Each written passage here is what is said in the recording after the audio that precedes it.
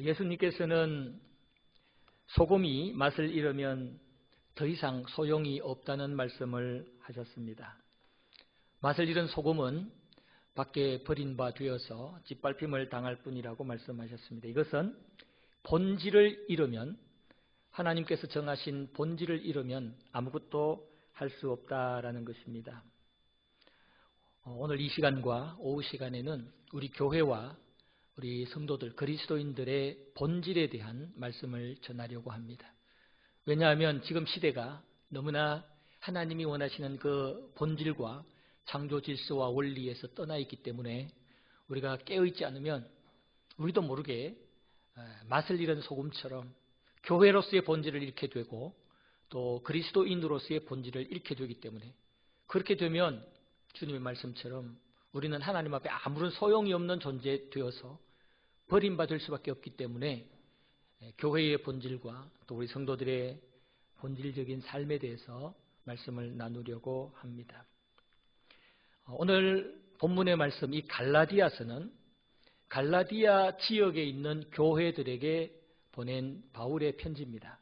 여러분들도 잘 아시겠지만 특정 한 교회를 대상으로 보낸 편지가 아니고 갈라디아 지역에 있는 모든 교회들에게 보낸 편지입니다. 왜냐하면 이 갈라디아 지역에는 바울을 통해서 일찍이 복음이 들어갔는데 그곳에서 교회와 또 예수를 믿고 그리스도인이 된 자들이 거짓 교사들의 유혹에 넘어가서 본질을 잃고 있었기 때문에 바울은 이 갈라디아서를 보내면서 갈라디아 지역에 있는 모든 교회와 성도들이 다시 하나님이 원하시는 복음의 본질을 회복하고 하나님 앞에 합당한 모습을 갖기를 원해서 이 갈라디아서를 기록한 것입니다. 그래서 우리는 이 갈라디아서를 읽다 보면, 특별히 오늘 본문의 말씀을 보면 교회 본질이 무엇인지, 또 우리 그리스도인들의 본질적인 삶의 모습이 어떤 모습인지를 알게 됩니다. 먼저 우리가 생각할 것은 우리 교회와 그리스도인들은 타락한 이 세상에서 하나님 나라의 전초기지와 같은 존재들이다라는 겁니다. 전초기지라는 말은 어떤 전쟁이 벌어졌을 때 그 전쟁을 지휘하거나 또는 전쟁의 승패를 가늠할 수 있는 중요한 곳에 위치한 그런 사령부 또는 지휘소, 모든 전쟁을 어떻게 좌우할 수 있는, 영향을 끼칠 수 있는 그러한 곳이 바로 전초기지입니다. 그래서 이 전초기지를 잘 관리하면, 전초기지에 있는 자들이 자신들의 사명을 제대로 잘 감당하면 그 전쟁에서 이길 확률이 높습니다. 그러나 이 전초기지가 사명을 감당하지 못하면 우리 아군은 심각한 피해를 입게 되고 그 전쟁에서 질 수밖에 없습니다. 바로 교회와 우리 그리스도인들은 하나님 나라에서 영적 전쟁이 치열하게 벌어지는 이 사단이 무한히 공격하는 그러한 이 땅에서 하나님 나라의 전초기지와 같은 곳입니다.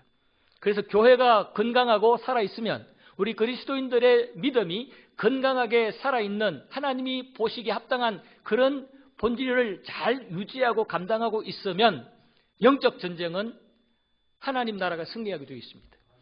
하나님께서 영광을 받으시고 하나님이 원하시는 계획대로 이 땅이 복음화되게 되어 있습니다. 그러나 교회와 그리스도인들이 이러한 전초기지로서의 사명을 제대로 감당 못하면 심각한 결과들이 나타나게 됩니다. 지금 한국교회는 시대적으로도 그렇지만 특별히 우리 한국교회는 이러한 교회의 본질을 많이 잃고 있습니다. 우리 그리스도인들은 교회의 믿음의 본질을 많이 잃고 있습니다. 그러다 보니까 한국교회가 지금 교회 밖에 있는 사람들에게 조롱거리가 되고 있고, 우리 그리스도인들이 비그리스도인들에게 신뢰를 받지 못하고 있습니다. 이것은 다 우리가 하나님 보시기에 그 본질적인 모습들을 제대로 감당하지 못했기 때문이다라고 말할 수가 있습니다. 교회의 본질과 어떤 사명, 또 그리스도인의 본질과 사명은 사람이 정해주는 것이 아닙니다. 하나님이 정하신 것입니다. 하나님의 말씀 안에서 교회의 정체성과 목적 그리고 본질을 찾아야 됩니다. 그런데 지금 자꾸 교회를 사람이 자기 마음대로 경영을 하려고 그러고, 사람이 그냥 자기들 원하는 대로 교회를 이끌어 가주기를 원해요. 교인들이 목사님이 성경적으로 하나님이 원하시는 대로 교회를 목회하면 싫어하는 경우가 많아요. 우리가 원하는 대로 해주세요, 목사님. 목사님은 우리가 원하는 대로만 해주면 됩니다. 라는 식으로 목사에게 압력을 가하는 그런 교회들이 참 많아요. 목사도 목회를 하는데 교인들이 눈치를 봐가면서 혹시 쫓겨날까 싶어가지고 그냥 눈치 봐가면서 하나님이 원하는 그런 목회가 아니라 그 교회 교인들이 원하는 그런 것들을 채워주려고 하는 그런 목회를 하는 교회들이 많아요. 이 모든 것은 다 하나님 보시기에 너무나 잘못된 모습입니다. 우리 베델 교회는 하나님이 원하는 교회가 되기를 축복합니다. 우리 전 목사님이 여러분들 눈치 보지 말고 하나님 눈치를 보면서 하나님이 원하는 목회하는 교회가 되기를 축복합니다. 전 목사님 충분히 그럴 수 있는 복음의 사람이에요. 제가 가끔씩 소식을 듣는데 교회가 목사님을 잘 협력하고 돕는다는 그런 얘기를 들어요. 앞으로도 목사님을 전적으로 신뢰하시면서 목사님이 말씀에서 벗어나면 용납하면 안 되지만 그러나 좀 어려운 비전을 제시하고 또 어려운 말씀들을 제시하면서 순종하라고 할지라도 여러분들은 그 말씀에 아멘으로 믿고 순종하면 여러분들은 큰 그릇이 되고 하나님이 더 귀하게 사용하는 존귀하고 깨끗한 그릇이 될 줄로 믿습니다.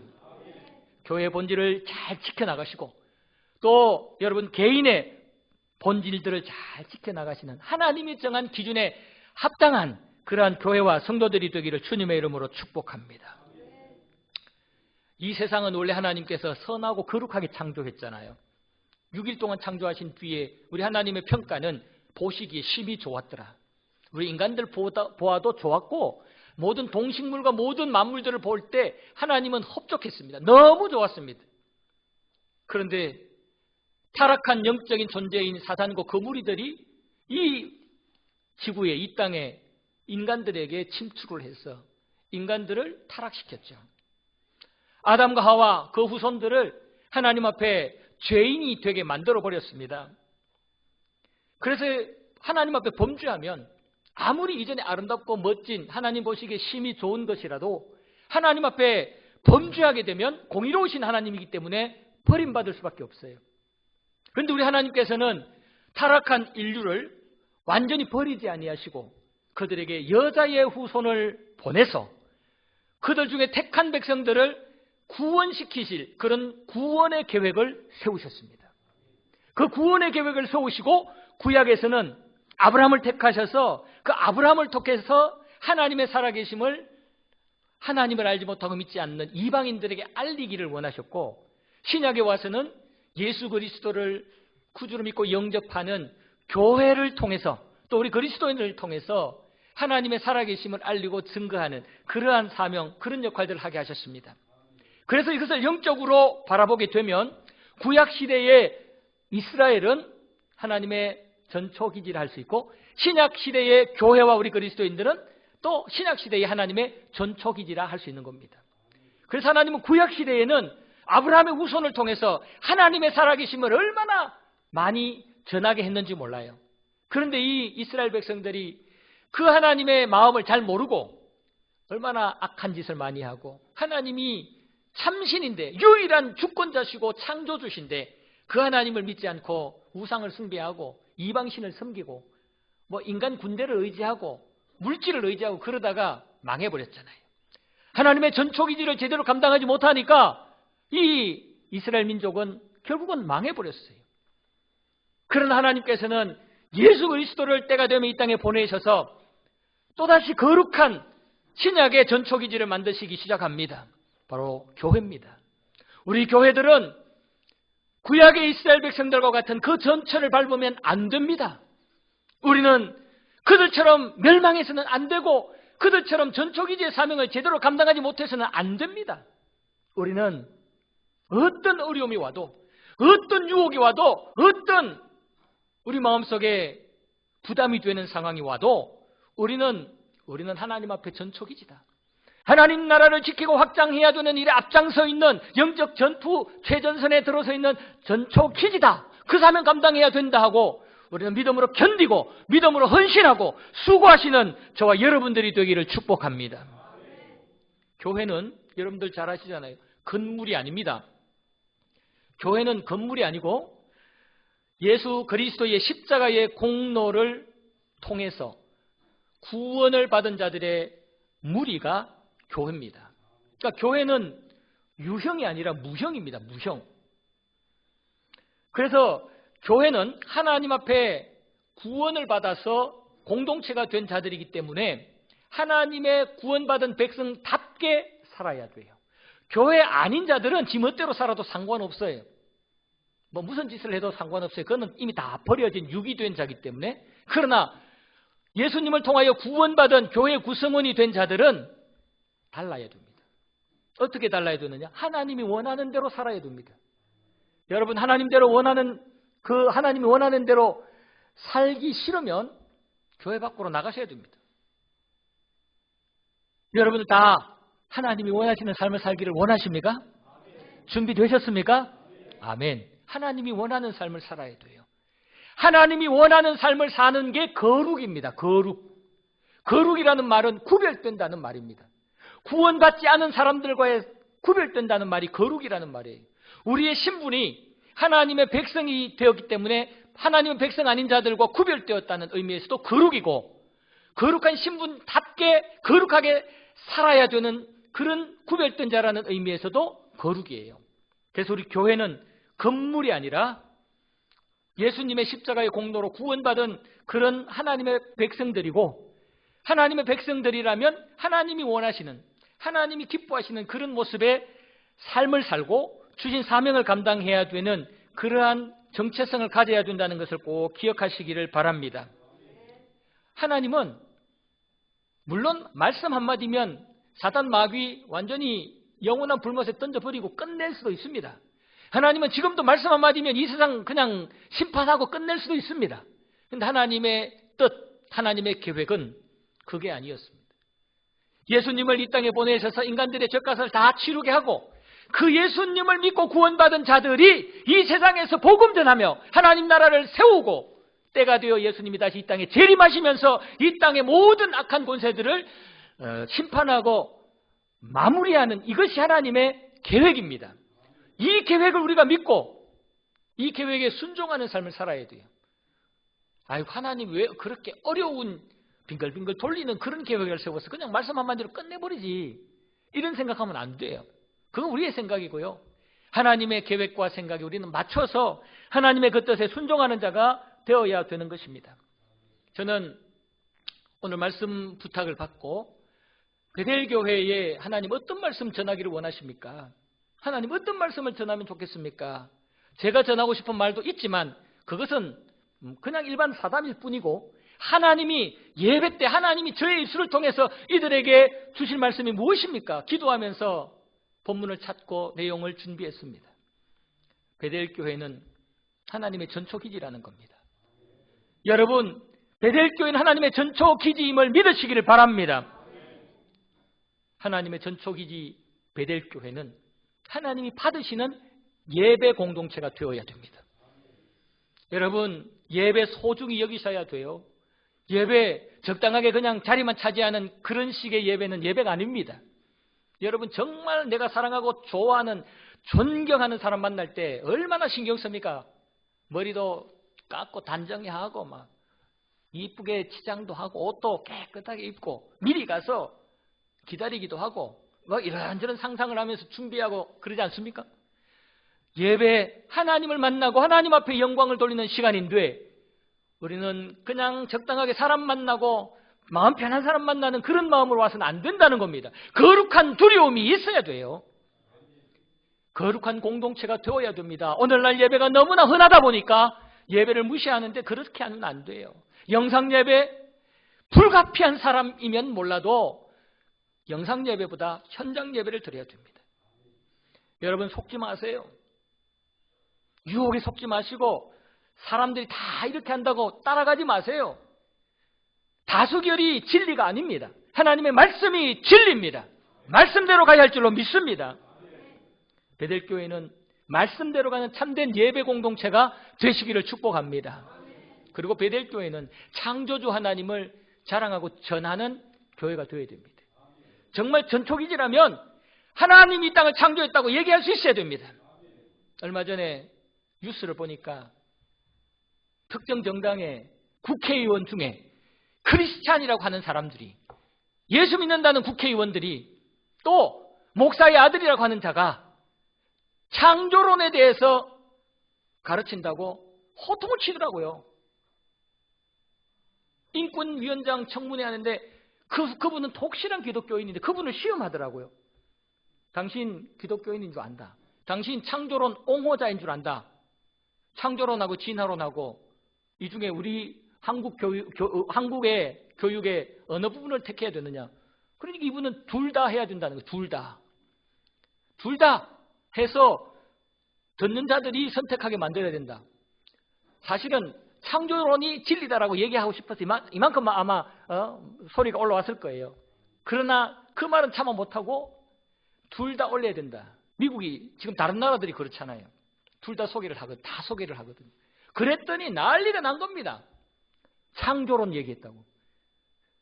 그 사람들 중에 신학교 공부한 사람도 있고 목사 아들도 있고 참 한국 교회 성도들의 수준이 지금 이렇습니다. 여러분, 우리는 우주 만물을 창조하신 분이 여호와 하나님이라는 것을 확실히 믿고 전하는 자가 되어야 할 줄로 믿습니다. 그 누구 앞에서도 전하는 자가 되어야 됩니다. 진화론 아무리 그럴싸하게 얘기하더라도 거기에 속아 넘어가면 안 됩니다. 하나님의 말씀 성경에 하나님이 천지를 창조하시니라 말씀하셨습니다. 이 말씀을 믿으시고 증거하는 자가 되기를 바랍니다. 그리고 이 땅의 모든 만물은 하나님이 창조하셨기 때문에 하나님이 홀로 주권자라는 사실도 인정하고 전해야 됩니다.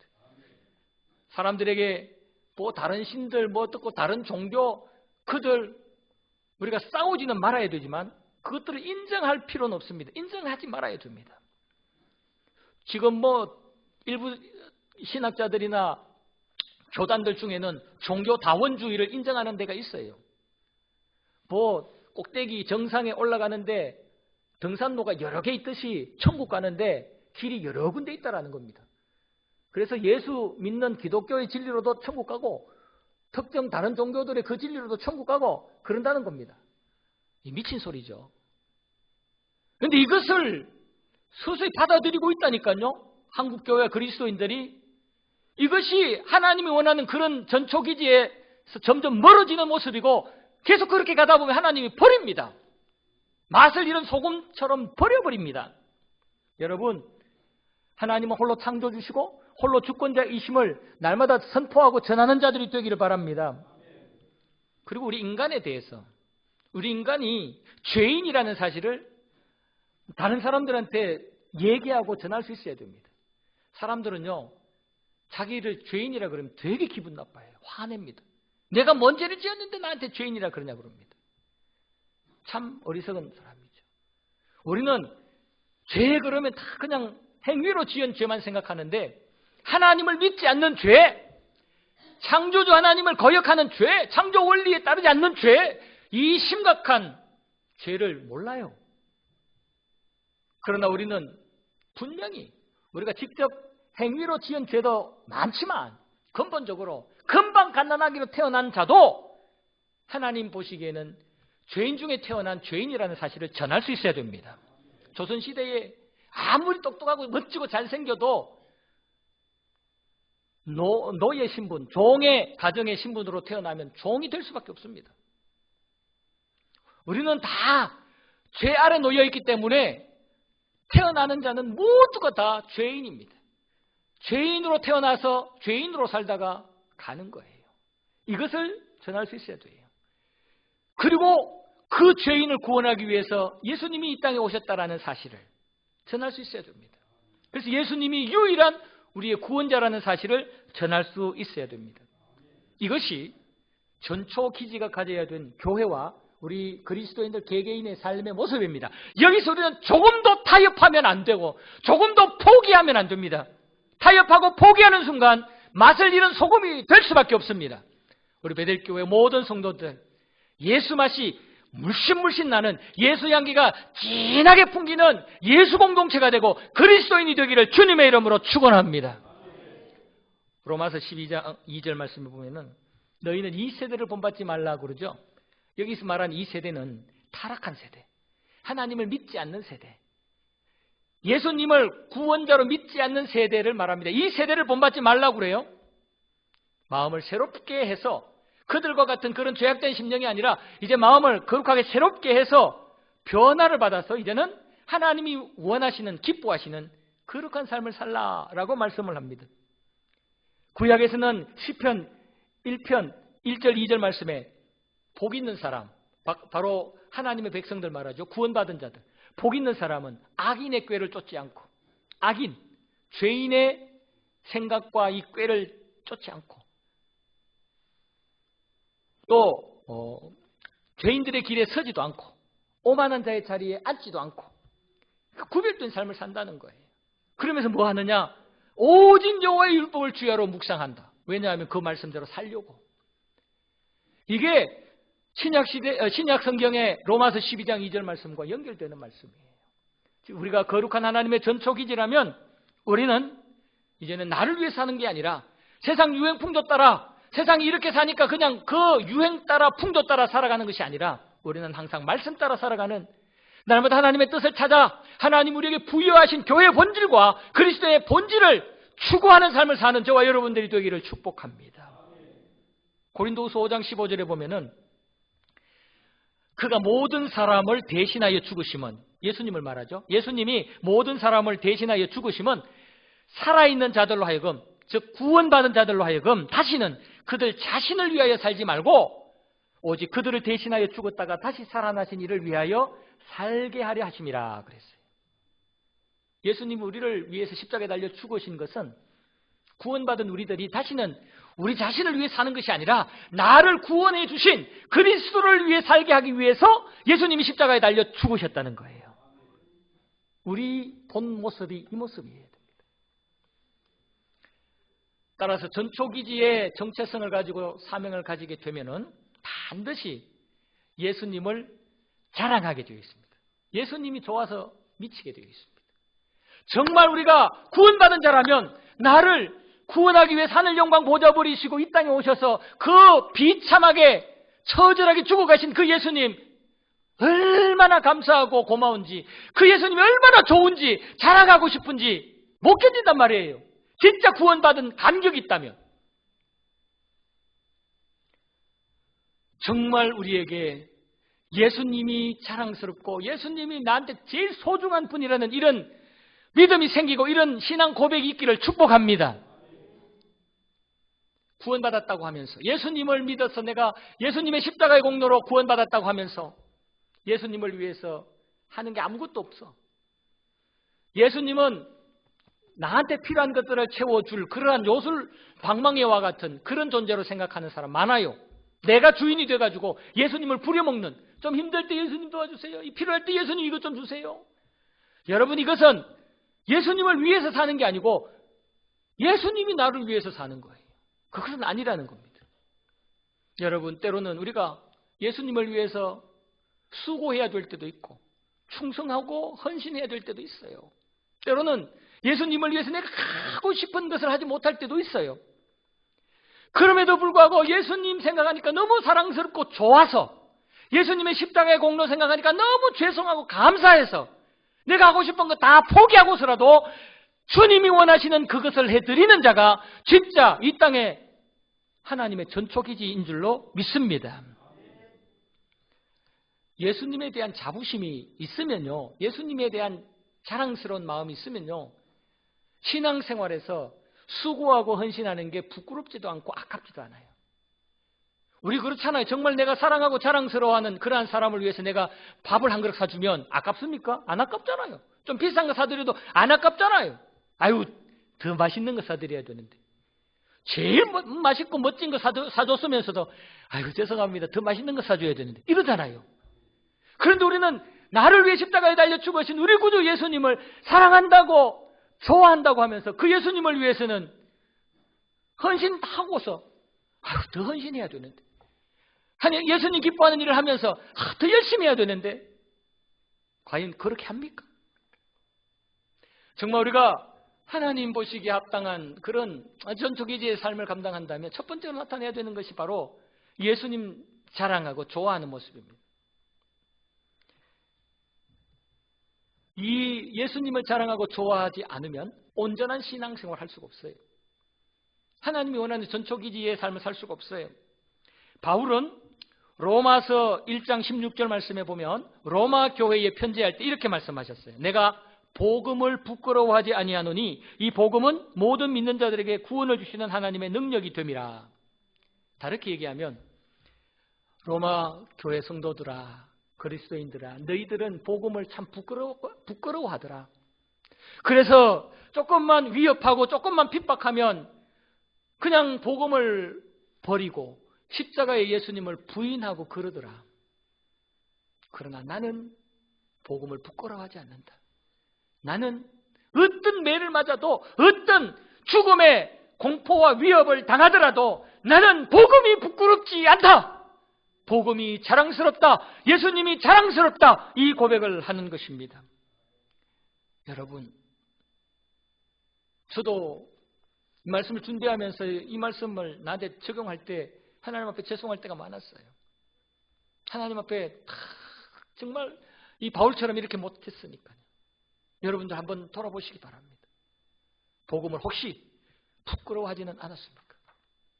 예수님의 십자가를 부끄러워하지는 않았습니까? 집안에 예수 믿지 않는 사람들 앞에서, 주변에 예수 믿지 않는 이웃과 동료들 앞에서 내가 예수 믿는 것을 부끄러워하지는 않았습니까? 혹시나 주변에서 예수 얘기하고 예수님에 대하여 부정적인 얘기하고 세상에서 잘못 생활해서 지탄받는, 손가락질 받는 이 교회 지도자들 욕하면서 예수 믿는 사람 예수에 대해서 지적하고 폄하할 때 여러분들 혹시 동조하지는 않았습니까? 혹시 그냥 무기 한마디 말도 못하고 그냥 인정하고 그냥 끝내버리지는 않았습니까? 여러분, 그럴 때는 그냥 있으면 안 되는 거예요. 그 사람은 잘못이고 인간은 잘못이지만 그러나 우리 예수님은 잘못한 게 없잖아요. 예수님이 잘못한 게 없는데 왜 예수님을 욕합니까? 우리는 예수님을 욕하는 자들 앞에서 우리 예수님을 보호할 수 있어야 돼요. 우리가 보호한다고 예수님이 뭐 어떻게 되겠습니까? 그러나 우리 마음이, 우리의 믿음이 예수님이 내 구원자라는 사실을 생각할 때 그 예수님을 지키고 보호해주고 그 예수님 욕하는 게 싫어야 돼요. 의분이 일어나야 된다는 말입니다. 베델교회 성도 여러분, 예수님을 우리 함께 지켜주시기를 바랍니다. 십자가 복음을 지키시기를 바랍니다. 주변에 사람들이 뭐라 하더라도 아무리 예수님을 폄하하며 공격하더라도 우리는 그들 앞에서 예수님은 그런 분이 아니라고, 예수님은 죄가 없으신 분이라고, 그분이 없으면 우리는 천국 가지 못하고 지옥 간다고 분명하게 말할 수 있는 자들이 되기를 바랍니다. 오늘 본문의 말씀, 이 갈라디아 지역의 사람들도 예수님을 부끄러워했습니다. 그래서 이 갈라디아서를 마무리하면서 아주 강조하며 결론을 냈습니다. 그래서 11절에 보면 내가 큰 글자로 쓴다 그랬거든요. 이 큰 글자로 쓴다는 말은 내가 이제는 진짜 중요한 말 한다. 아주 중요한 말, 강조하면서 한다. 이 말이거든요. 큰 글자로 썼는데 강조하는데 그 내용이 뭐냐면은 예수님을 자랑하고 예수님을 최고로 여기는 자가 되어야 된다라는 말씀입니다. 오늘 본문 14절 말씀 보면은 그러나 내게는 우리 주 예수 그리스도의 십자가 외에 결코 자랑할 것이 없으니 그리스도로 말미암아 세상이 나를 대하여 십자가에 못 박히고 내가 또한 세상에 대하여 그러하니라. 우리 주 예수 그리스도의 십자가 외에는 결코 자랑할 것이 없다라고 고백합니다. 바울은 지금 갈라디아 교인들에게, 갈라디아 지역에 있는 많은 교인들에게 그들이 환난과 핍박 앞에서 거짓 교사들 앞에서 속아 넘어가면서 예수님의 십자가를 부끄러워하고 예수님의 십자가보다 율법 지키는 것, 몸에 할례 받는 것을 더 중요하게 여기니까 가슴을 치면서 너희들 지금 뭐하는 짓이냐? 예수 그리스도 외에는 자랑할 게 없다. 몸에 할례 받은 거 그거 자랑할 거 없다. 율법 잘 지키는 거 그거 자랑할 거 없다. 그것으로 구원받는 게 아니지 않느냐. 우리에게 구원받는 게 중요하지. 우리가 구원받는 것은 오직 예수 십자가로 구원받으니 그 예수 십자가를 최고로 자랑스럽게 여겨야 된다. 나는 그 예수님을, 그 십자가의 예수님을 자랑스럽게 여긴다. 예수님 외에는 자랑할 게 없다. 이렇게 고백을 했던 것입니다. 여러분, 고린도전서 1장 18절 말씀해 보면은 십자가의 도가 멸망하는 자들에게는 미련한 것이요 구원을 얻는 우리에게는 하나님의 능력이라고 그랬습니다. 십자가의 도 복음입니다. 예수님의 십자가의 죽으심을 얘기하는 건데 이 십자가의 도 복음은 두 가지 관점이 있다는 거예요. 하나는 미련하게 보는 관점, 하나는 하나님의 능력으로 보는 관점. 구원받은 자들은 예수님의 십자가 복음이 이 십자가의 도가 하나님의 능력으로 보이니까 최고 자랑거리로 여겨지는 거예요. 그러나 구원받지 못한 자들은 이 예수님의 십자가에 달려 죽으심이 미련한 것으로 보이니까 예수를 인정하지 않는 거예요. 우리는 이 무리가 아니고 이쪽 무리인 줄로 믿습니다. 우리는 십자가의 도가 구원을 주신 하나님의 능력임을 믿으시고 십자가의 도를 자랑하는 자들이 되기를 축복합니다. 사실 바울은 자랑할 게 굉장히 많은 사람이에요. 여러분들 잘 아시잖아요. 바울은 당시의 그 신분을 평가하는 7가지의 기준에서 다 A+를 맞는 그런 아주 자랑할 거리 많은 조건을 가진 자입니다. 빌립보서 3장 5절 이하에 보면은 내가 8일 만에 할례를 받았고 이스라엘의 족속이고 베냐민 지파요 히브리인 중에 히브리인이요 율법으로는 바리새인이요 열심으로는 교회를 핍박하고 율법의 의로는 흠이 없는 자라. 당시에 그 사람의 신앙과 그 어떤 사회적 위치를 평가하는 그 7가지 기준에서 이 바울은 A+ 최고 상위 1등급. 그런데 이 모든 것을 해로 여긴대요. 자랑하지 않는데요. 빌립보서 3장 7절 8절 그러나 무엇이든지 내게 유익하던 것을 내가 그리스도를 위하여 다 해로 여길 뿐더라. 바울은 그렇게 남들이 부러워하는 조건들 7가지 그 모든 조건들을 해로 여긴대요. 더 심한 말로는 배설물로 여긴대. 배설물은 죄송합니다. 대소변 똥오줌을 얘기하는 거예요. 여러분 똥오줌 귀하게 여기는 분이 있어요? 대소변 보면서 아이고 아까봐라 하는 분이 있어요? 없잖아요. 그냥 생각도 안 하고 바라보지도 않고 그냥 버리잖아요. 바울이 그랬다는 겁니다.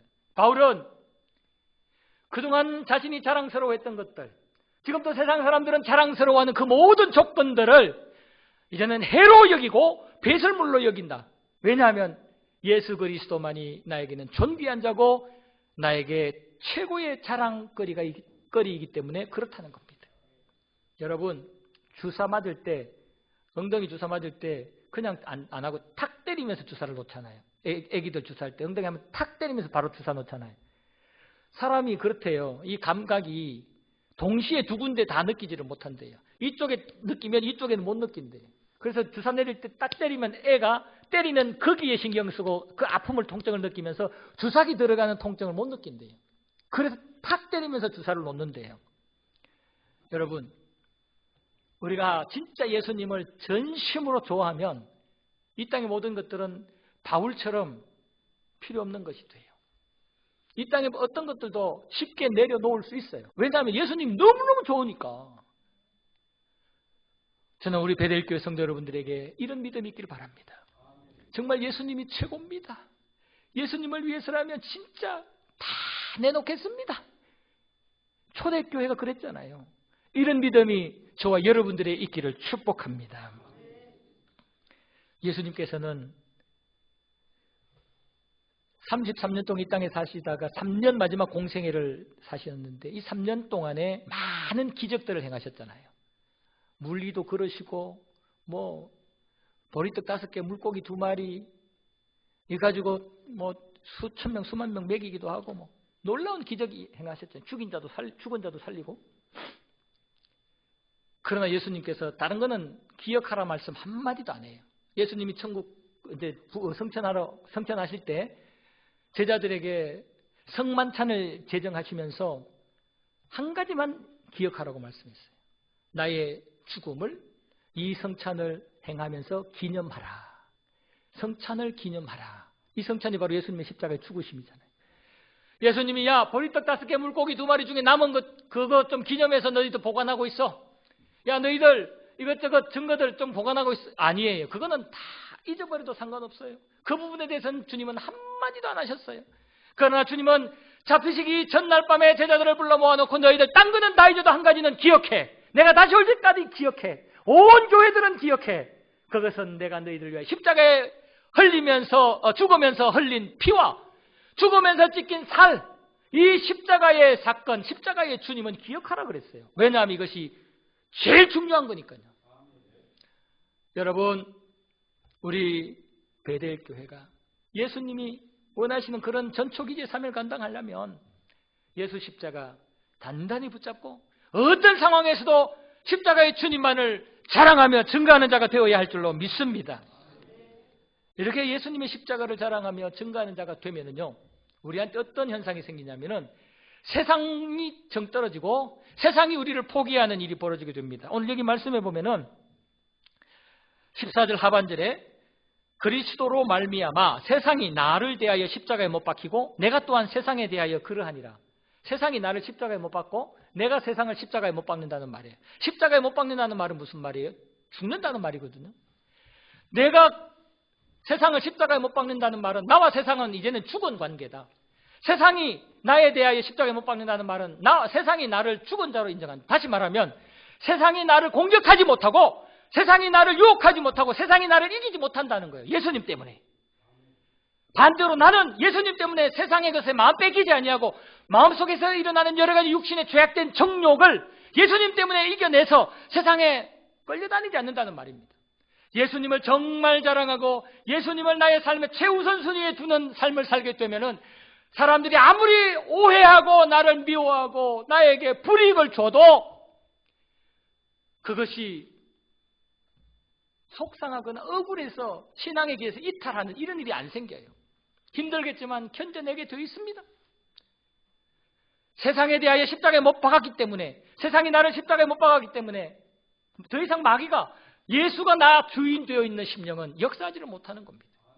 여러분, 우리 안에 성령이 강력히 역사하면 예수님 날마다 붙잡고 예수 이름 의지할 때 우리 안에 성령님이 충만하게 역사하는데 그 성령이 충만한 심령은 마귀가 한 길로 왔다가 7길로 도망간 줄로 믿습니다. 여러분, 힘내십시오. 예수 붙잡으면 세상 우리를 공격 못합니다. 우리 안에 있는 그동안에 있었던 악한 습관들 다 이겨낼 수 있습니다. 그래서 우리에게 오는 게 뭐냐면은 하나님의 긍휼과 평강이 오는 줄로 믿습니다. 오늘 여기 말씀해 보세요. 16절. 이 규례를 행하는 자에게와 하나님의 이스라엘에게 무엇이 있을지어다? 평강과 긍휼이 있을지어다. 우리가 하나님 나라의 전초기지의 사명을 잘 감당하면 우리 베델교회가 하나님 보시기에 합당한 믿음의 모습을 가지고 예수 자랑하며 한 길로 열심으로 달려가면 하나님이 이 공동체에 긍휼을 베푸시고 이 공동체에 평강을 주실 줄로 믿습니다. 이 믿음을 가지고 살면 주님 오시는 그날까지, 주님 앞에 가는 그날까지 우리는 반드시 승리하는 인생을 살게 될 줄로 믿습니다.